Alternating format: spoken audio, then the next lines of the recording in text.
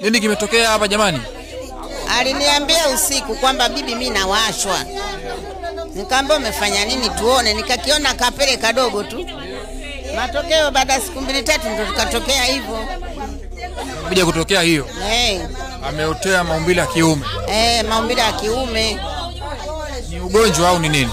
Sielewi sasa, maana yeye mtoto wa kike, lakini imetokea hali kama hii. Si ugonjwa huo, namna siji kategwa mjukuu wangu, hata sielewi sasa. Poleni. Asante sana. Kwa sasa hapa nini kinafuata?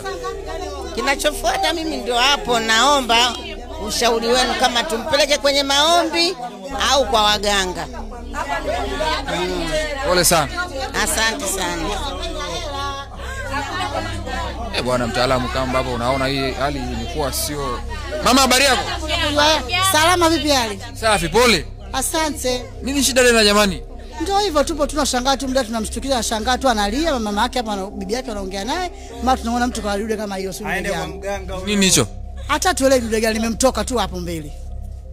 Kwani wewe ulivoligusa pale lipo kama nini? Mwenzangu lipo kama ndio hivyo tena. Ndio hivyo ndo nini? Lipo kama shipa, si shipa nini si nini, hata lieleweki. Poleni. Asante. Nini kiendelea? Yaani udada kaamka asubuhi mambo yamemkuta.